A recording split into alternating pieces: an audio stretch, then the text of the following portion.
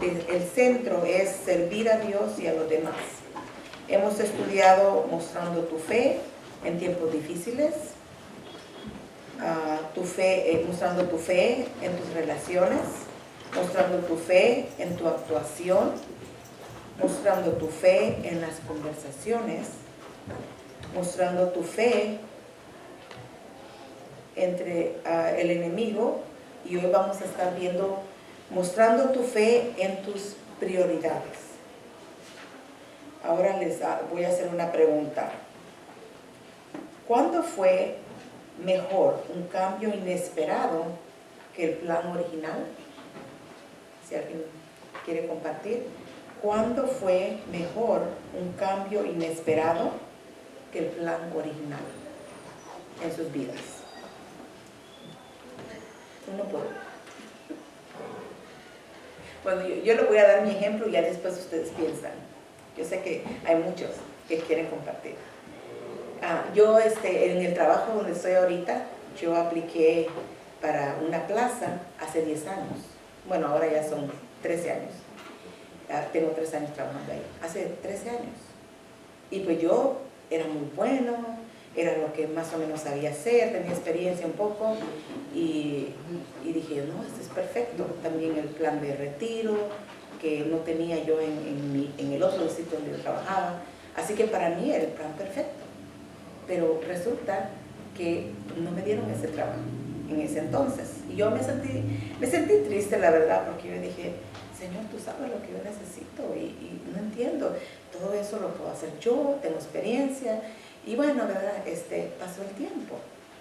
Pero hace 3 años se abrió otra plaza que era también lo que yo tenía experiencia haciendo, porque al principio era encargada del centro de padres, hacía 10 años, 13 años, era encargada del centro de padres, pero era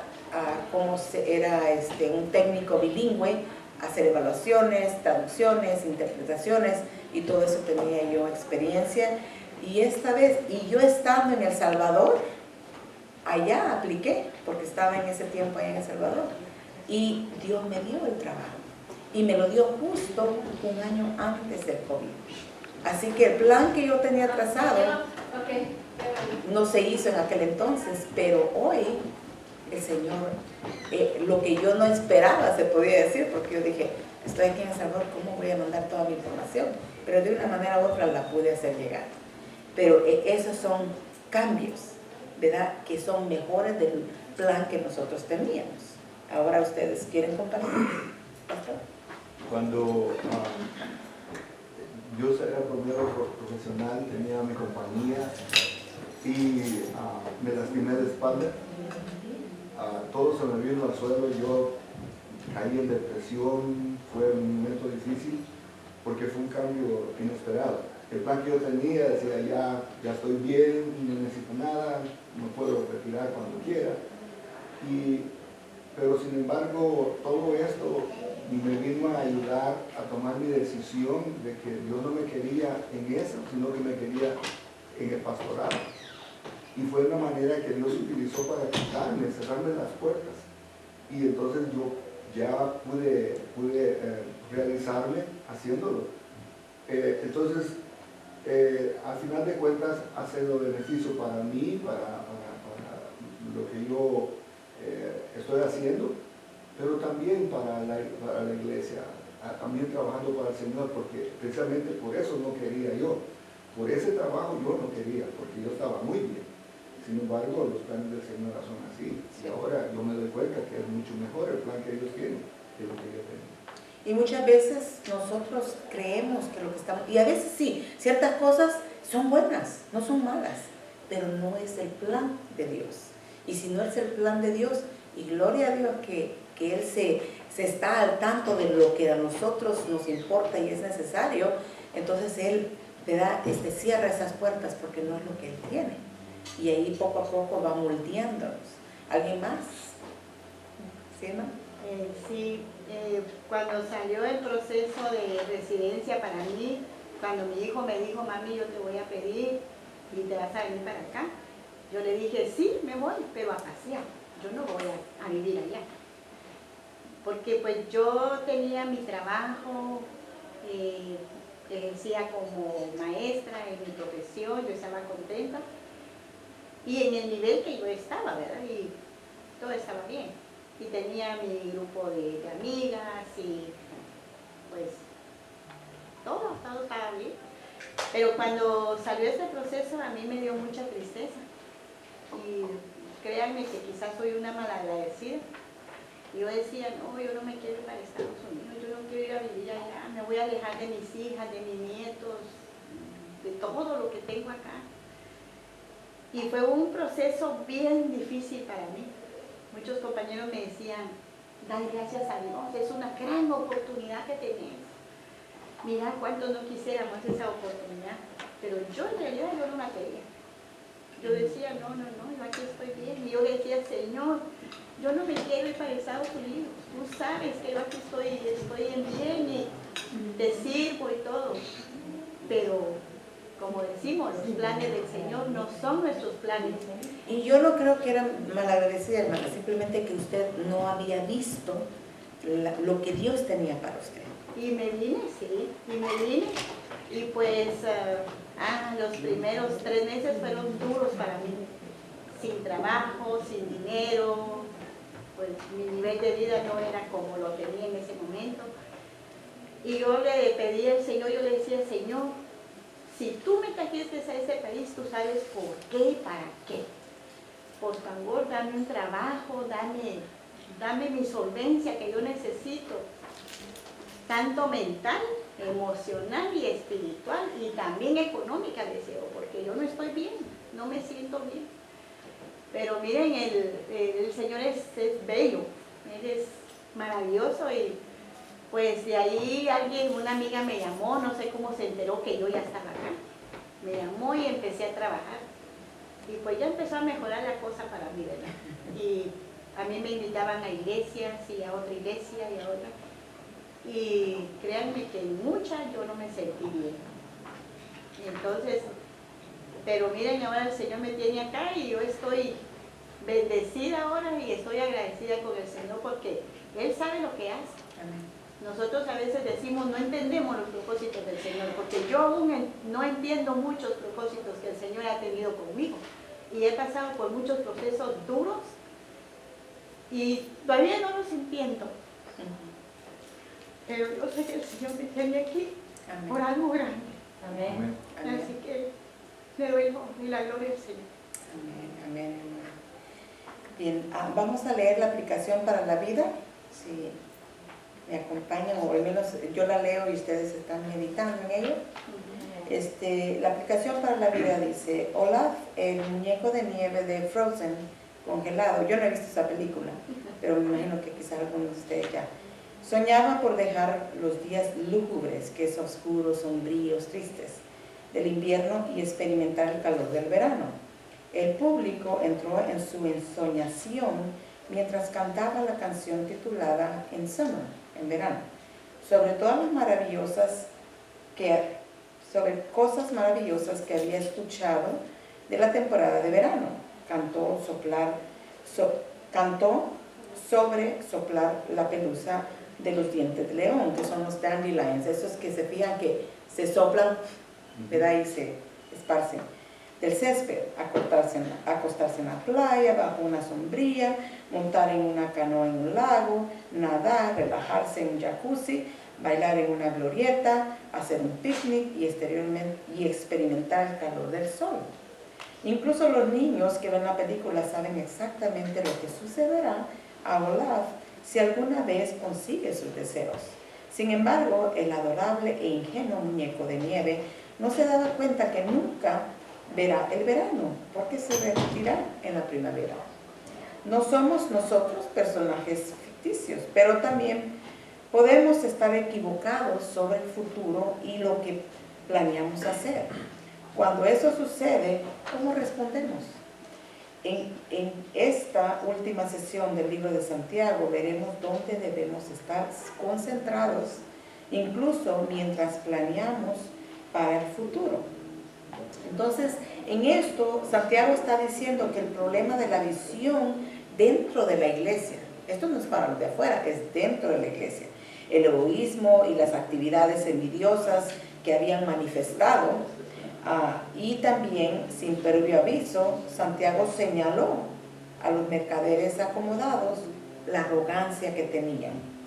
Trazó una respuesta piadosa a los creyentes fieles que contrasta el egoísmo arrogante de los líderes empresariales ricos. Y vamos a leer, pastor, si me puede ayudar a leer Santiago 4 del 13 al 17.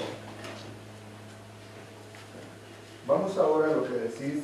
Hoy y mañana iremos a tal ciudad y estaremos allá un año y traficaremos y ganaremos. Cuando no sabéis lo que será mañana. Porque ¿qué es vuestra vida? Ciertamente es neblina que se aparece por un poco de tiempo y luego se desvanece. En lugar de lo cual deberían decir, si el Señor quiere, viviremos y haremos esto o aquello. Pero ahora os jactáis en vuestras soberbias. Toda jactancia semejante es mala. Y el que sabe hacer lo bueno y no lo hace, le es pecado. A ver, si me dices el último, el versículo 17 una vez más. Amén. Dice, y al que sabe hacer lo bueno y no lo hace, le es pecado. Recordemos eso, Amén, hermanos. así es. Se quede en nuestras mentes y en nuestro corazón cada vez que vayamos a hacer algo. Y lo que está hablando aquí Santiago, si podemos ver en el versículo 13, donde dice, él lanza una fuerte advertencia, donde dice, vamos ahora, y lo dice con exclamación, como dice, vamos, despierten, ¿verdad? Pongan atención. Y él está hablando con los hombres, me imagino, de negocios, ¿verdad? El estilo de la escritura mostró ese gusto que él tenía con estas declaraciones repentinas y llamativas que hacía él en su libro para llamar la atención, ¿verdad? Como dice, vamos ahora, dice, puso en audiencia, como dicen, pisándole los talones, lo que ellos estaban haciendo. Y él les puso el pecado de presumir y cómo predijeron su propio futuro, ¿verdad? Porque cuando ellos dicen, hoy y mañana iremos a tal ciudad y estaremos ahí un año y comerciaremos, o sea, traficaremos, es comerciar, negociar con dinero, como cuando en nuestros pueblos, me imagino que aquí también hay lugares donde usted va a comprar ya sea material o ya sea ganado, entonces usted ahí está, ¿verdad? Comercializando, eso es traficar, comercializar, ¿verdad? El dinero, y ganaremos, dice. Y ese tono que él dio insinuaba la actitud indigna de ellos, ¿verdad? De que alguien, una actitud indigna de alguien que tiene una relación con Dios. Por eso le digo, aquí está hablando no con personas, ¿verdad? Que no conocen al Señor, sino personas creyentes. Entonces, aquí donde dice esta realidad, se reflejaba la ambición de ellos, porque iban haciendo planes para lo que era bueno para ellos. Aquí en ninguna parte ellos mencionan, ¿verdad?, a Dios. Entonces, y también es la manera de interpretar el mundo. Tenían una visión de ver como las cosas materiales, ¿verdad?, y no espirituales. Ahora aquí en el 14 nos dice, el problema, dice, con sus planes fue dejar a Dios fuera de ellos. Y hermanos, ¿cuántos muchas veces hemos dejado a Dios fuera de nuestros planes? Muchas veces planeamos vacaciones, planeamos hacer cosas importantes, y más que todo yo siento que la más importante es el matrimonio. Y muchas veces nosotros ya tenemos a la persona y a veces no le decimos, Señor, esta es la persona, esta es la mujer que tú tienes para mí, o este es el hombre que tú tienes para mí. Claro, cuando estamos en el mundo ni siquiera le pedimos, ¿verdad?, opinión a Dios si eso no es, o sea, me gusta me gusta él o me gusta ella y se acabó. Pero en el Señor tenemos que pedirle al Señor esa sabiduría, pedir consejo, más que todo, aunque esté joven o a la edad que tenga, pedirle consejo a una persona mayor. ¿Sabe qué? Esta persona me gusta, ¿qué le parece?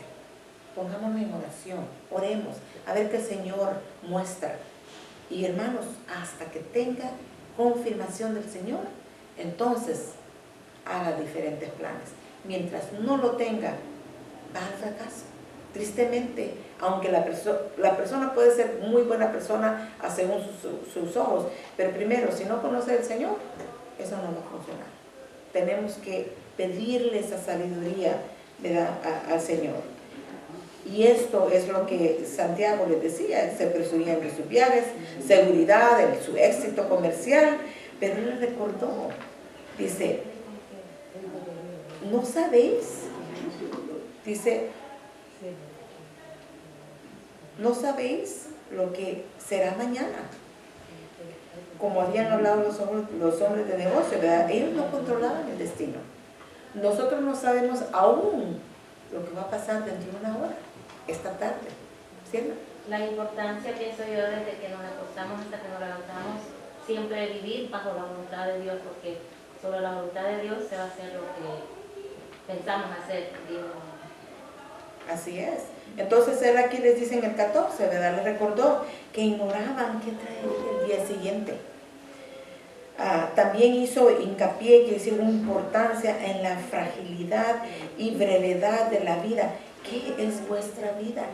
Dice, procedió a enfatizar, la vida es neblina, que se aparece por un poco de tiempo y luego se desvanece. Hermano, yo me acuerdo cuando yo vine aquí en este país, iba a cumplir 14 años. Y yo, créanme que no aguantaba cumplir 15, es que yo quería. Yo sentía que cumpliendo 15, uff. Y ahora, más de los 50, así, no sé ni... ¿Quieren regresar a los 14? No, créanme que mejor, todo lo que he pasado, bueno, sí, con la madurez que tengo hoy. Entonces, pero, hermanos, el tiempo se va así, y uno a veces siente que tiene toda la vida, cuando uno tiene sus hijos, que los tiene, dice, ay, ¿verdad? De aquí que vayan a la escuela. Cuando menos usted acuerda, 3, 4 años, ya están yendo al preescolar, después al kinder, y siente uno que media vez empiezan a la escuela. Se nos fueron nuestros hijos, se van creciendo tan rápido y el tiempo vuela. Y la verdad, no podemos hacer nosotros planes. Entonces esto es lo que les está enfatizando ellos, que la vida de un individuo dura solo un poco de tiempo, y comparado con la eternidad que vamos a pasar con el Señor. Muchas veces la enfermedad, la muerte accidental e incluso el regreso del Señor Jesucristo podrían cortar nuestras vidas tan rápido como el sol disipa la neblina de la mañana. En el 15 él dice, aquí les exhorta, en lugar de lo cual debería de decir, si el Señor quiere, viviremos y haremos esto y aquello.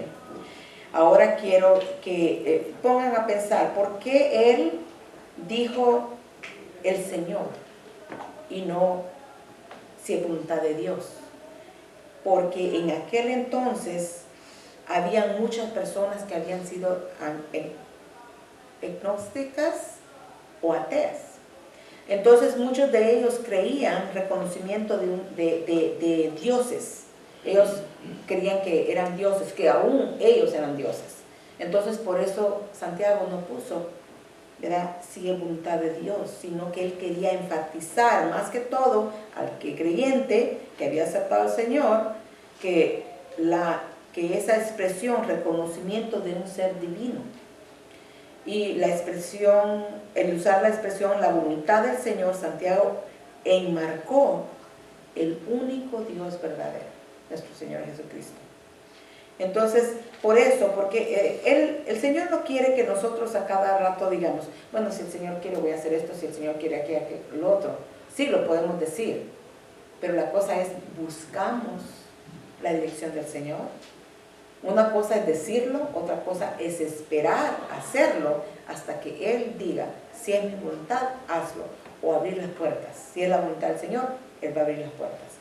También, acuérdense que ellos vivían en un tiempo donde estaban bajo el Imperio Romano.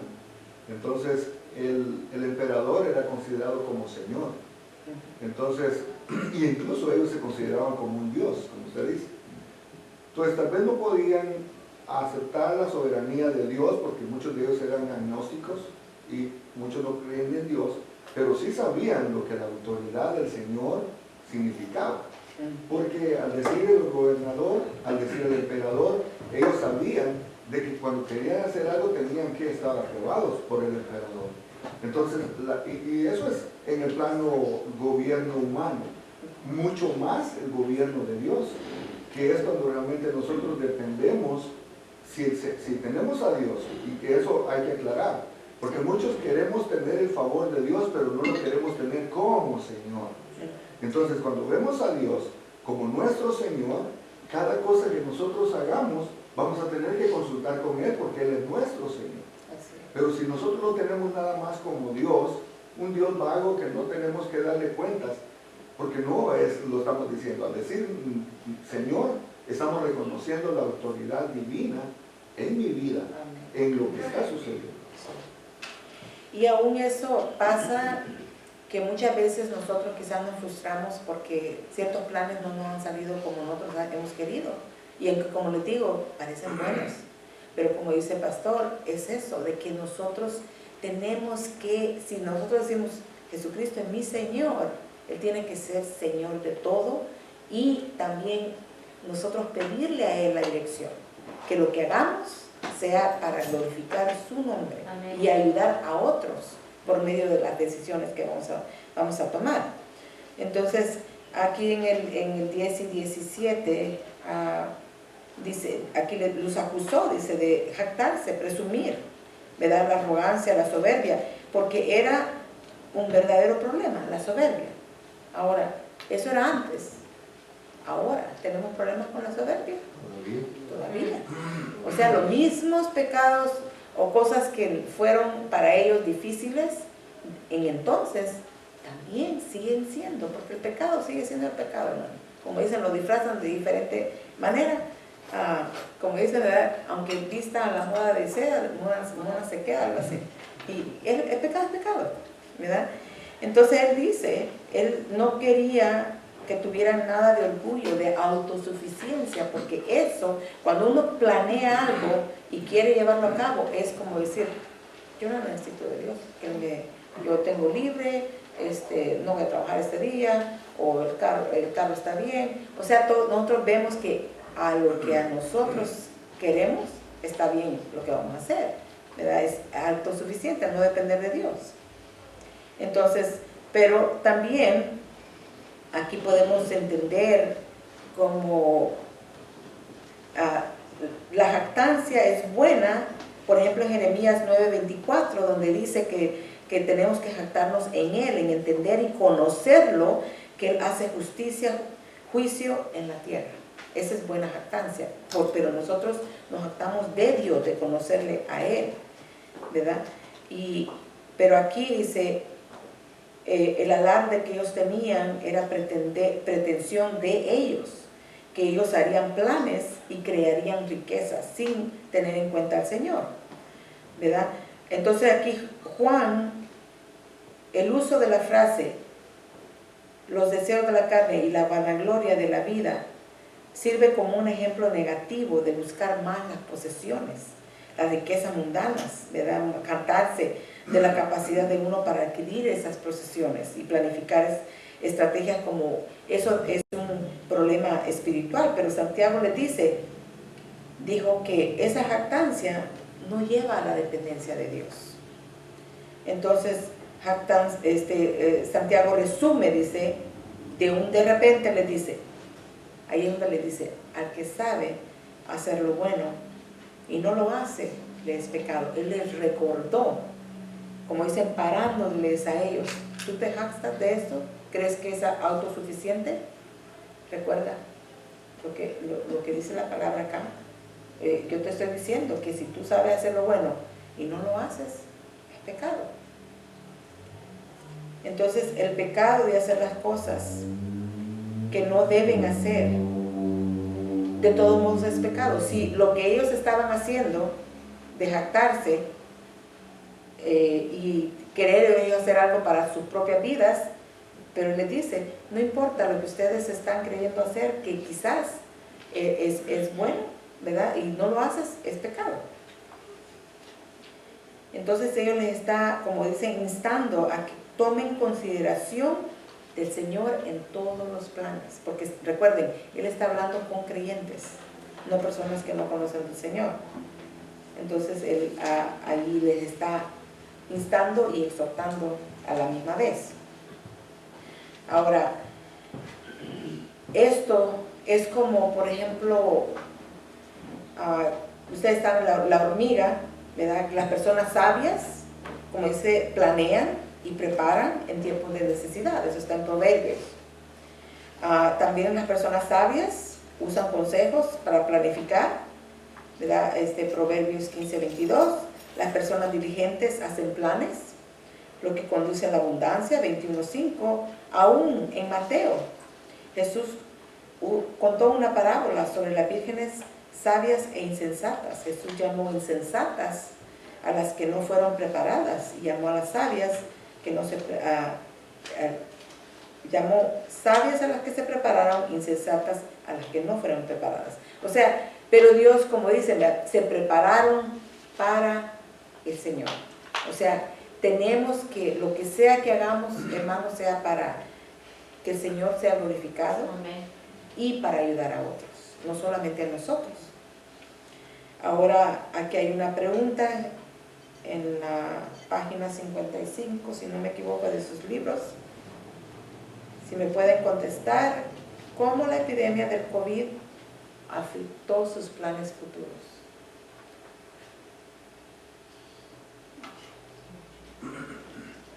¿Sí pueden compartir? ¿Cómo la epidemia del COVID afectó tus planes futuros? Tanto en los trabajos, que ha bajado mucho el trabajo. Sí. Muchas personas pues obviamente están con miedo, los jefes. Y en mi trabajo, como yo limpio casas, obviamente hay muchas de ellas que descansaron, que ellas quieren estar en su casa, aislados y todo eso. Pero hay otras que llamaron. ¿Y cómo le afectó a usted eso, hermana? Económicamente. Sí. Económicamente se hace muy fácil. Y eso la hizo, ¿qué es lo que le ayudó eso a usted para con Dios, su relación Tener con el más Señor? fe en el Señor, porque por medio de mi fe es obviamente que yo estoy sobreviviendo, ¿verdad? Porque eso es lo que está ayudando. ¿Cierto? Referente a lo de la pandemia, sí, yo creo que a la mayoría afectó en diversas formas, pero también vemos que también el Señor, como dice el pastor, el que dice el Señor lo hace uno su Señor, uno debe confiar en el Señor, ¿verdad? Porque Él metió también su mano, porque en muchas áreas dio también sabiduría para hacer otras cosas que no hacían. En mi caso, vamos a decir, me metió a otras áreas de trabajo. Sí las hacía, sí tenía conocimiento de hacerlas, pero no las quería hacer por temor. Pero las tuve que hacer en referencia de que esto aquí se estaba agotando. Entonces empecé a hacer otras cosas que las podía hacer. Como digo, por temor no las hacía. Muchos me decían, ¿por qué no dejas a tu jefe? Le decía yo, es que ahí hay un dinero que está siempre, es una gota chica, pero está constante. Y tuve que hacer otras cosas, como digo, porque ahí se bajó el trabajo, entonces ya solo quedaban días, 2, 3 días así, y tuve que empezar a hacer variedad de cosas para ver que, pero el Señor fue el que empezó a dar la capacitación para eso. Entonces, si uno tiene al Señor de su lado, como decía mi hermana, empecé a tener más fe, a creer más en el Señor.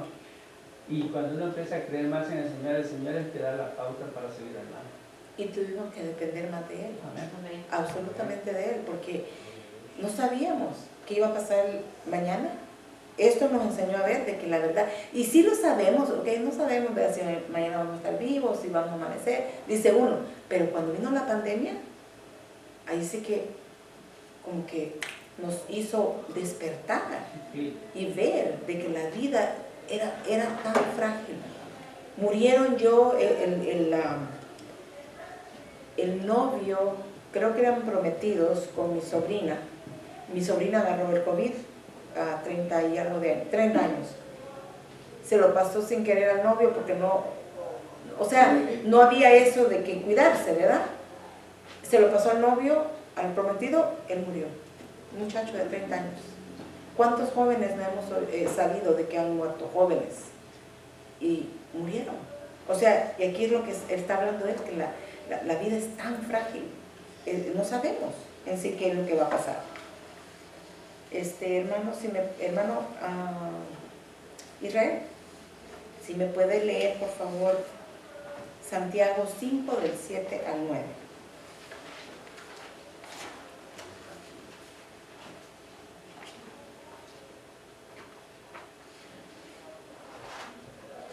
Mientras que me llego, déjame prender este aparato.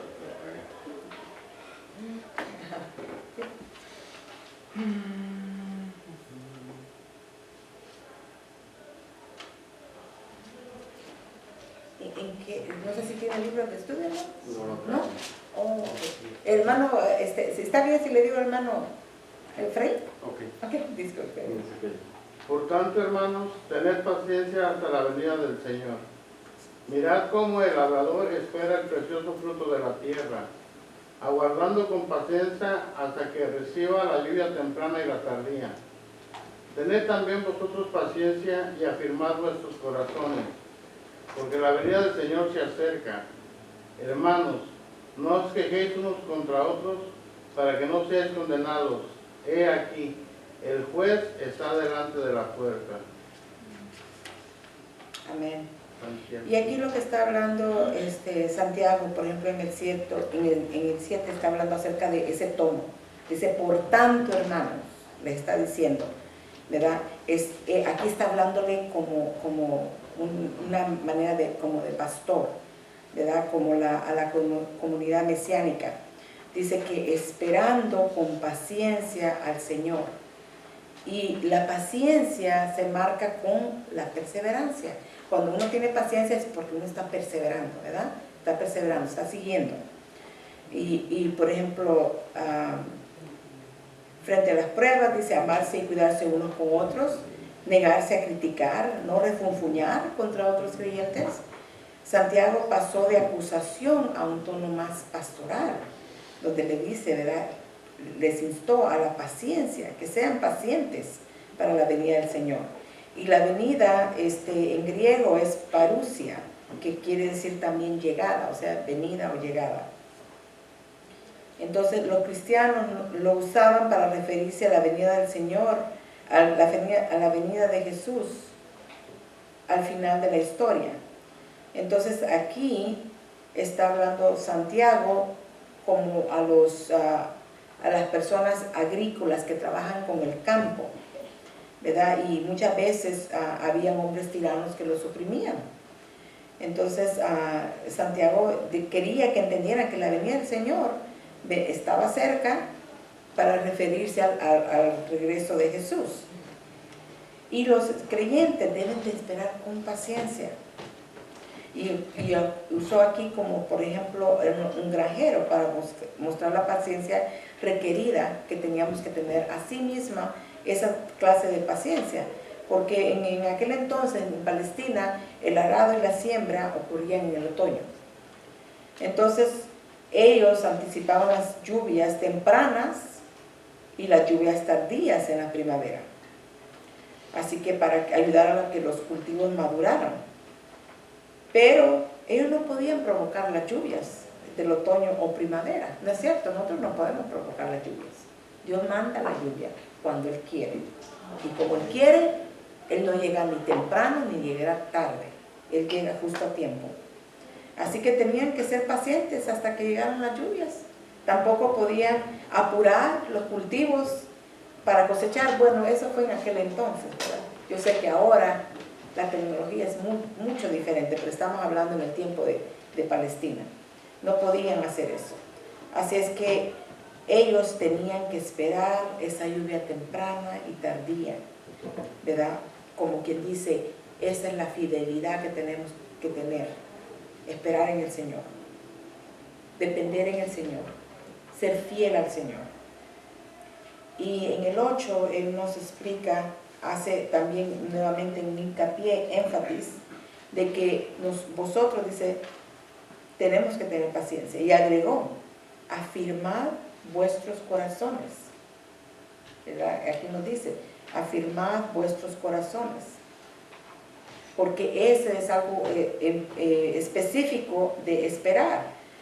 Tenemos que soportar el tiempo completo durante el tiempo que fuese necesario. También les instó en la fe y no ceder a la duda.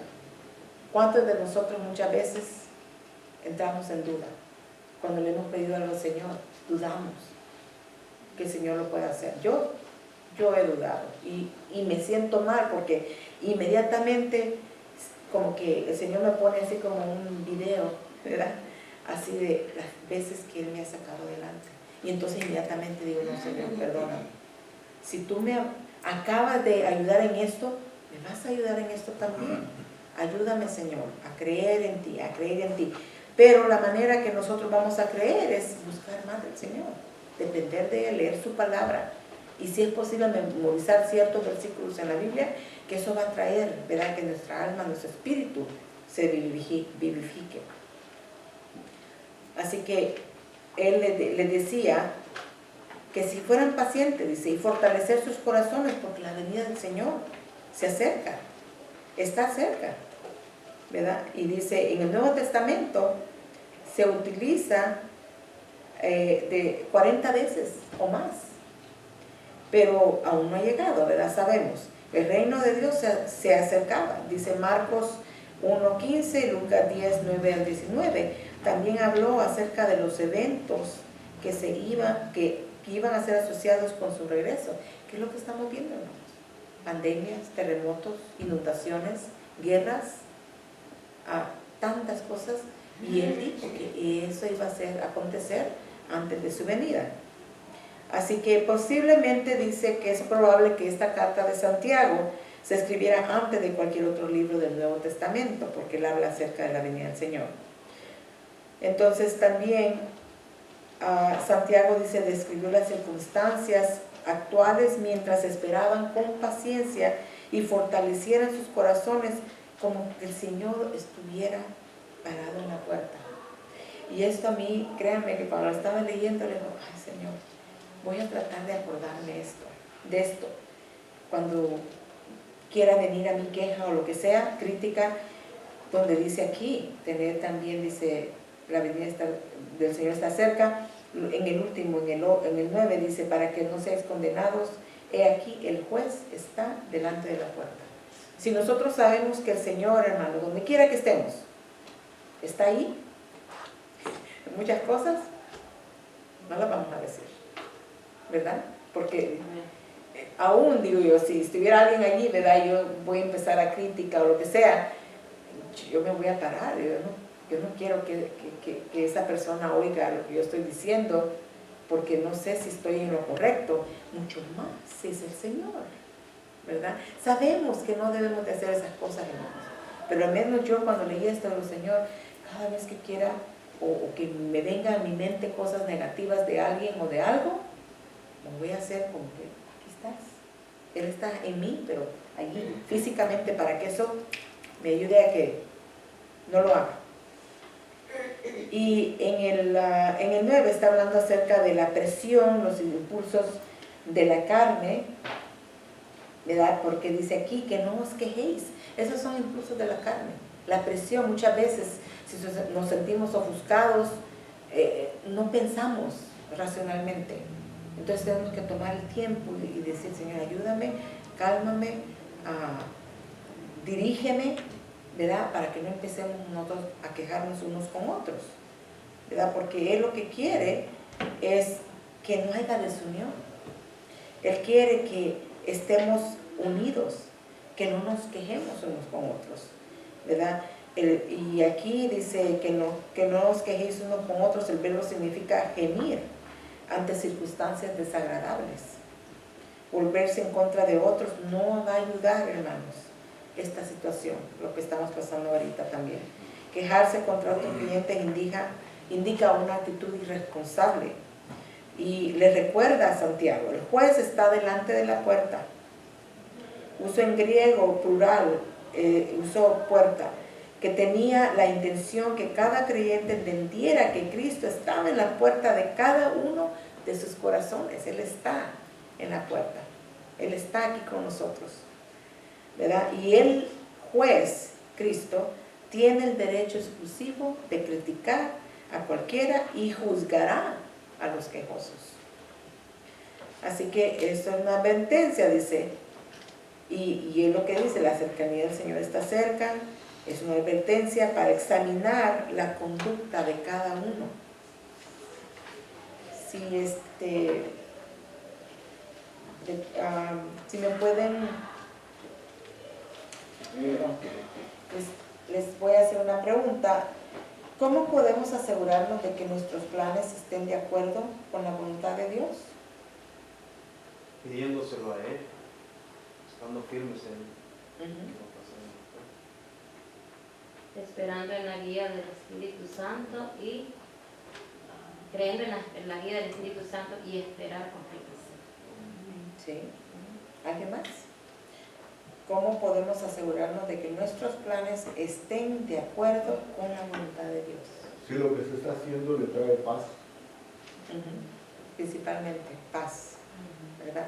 Y también lo que nosotros vamos a hacer va a ser de beneficio para otros, también para engrandecer el reino, porque eso lo puede hacer aún en su trabajo, hermano. El Señor le da esa sabiduría de poder usted ve, porque hay ciertos trabajos que sí le dicen, no puede hablar nada de Dios o de religión, dicen ellos. Pero si usted ve, ¿verdad? Que si usted puede hablarles o orar, o de alguna manera que ellos conozcan del Señor, hermano, esa es la voluntad del Señor, que otros vengan al conocimiento, ¿verdad? Ahora, no sé, Paola, no sé si puede leerme un versículo.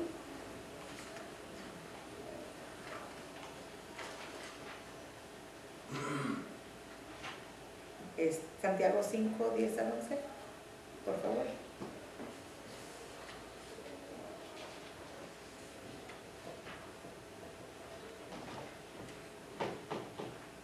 ¿Santiago 5 dice?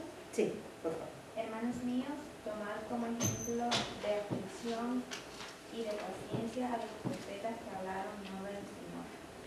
He aquí, tenemos por bienaventurados a los que sufren. Habéis oído de la paciencia de Job y habéis visto el fin del Señor, que el Señor es muy misericordioso y compasivo. Amén. Aquí nos está hablando acerca de los profetas, ¿verdad? Sabemos que ellos vivieron en un mundo muy hostil, muy terrible. Ellos confiaron en el Señor, ellos dieron su vida, ellos sufrieron y sin embargo ellos tenían esa mentalidad de que el Señor iba a regresar. Y eso no les paró para que ellos siguieran en el camino que tenían que seguir, lo que el Señor les había dicho, ¿verdad? Y por ejemplo, ellos, los cristianos judíos, conocieron acerca de las historias, ¿verdad? de los profetas, y ellos en muchos ellos se identificaban, y ellos supieron que fueron perseguidos, sufrieron cruelmente. Y estaba hablando, Santiago da ejemplos de Abraham y Rahab, ¿verdad? Como ellos siguieron las indicaciones del Señor. Y Jesús culpó a los judíos de la muerte de Esteban. Él fue apedreado. Entonces dice, Jesús les dice, ¿verdad? Que muchos de los profetas nos persiguieron vuestros padres, es decir, mataron a los que anunciaron de antemano la venida del justo. Dios está, Él sabe las personas que han sido matadas, han sufrido. Aquí en Estados Unidos sí hemos sufrido y algunos sí les matan por sus creencias, pero no tanto como en otros países de Europa, Asia, diferentes lugares, aún en nuestros países hispanos. La persecución es tremenda, hermanos. Y sin embargo, ellos siguen fiel. Ellos siguen fiel. Y esa fidelidad es lo que hace a otros conocer del Evangelio. Porque dicen cómo ellos dieron la vida, ¿verdad? Es un ejemplo para ellos.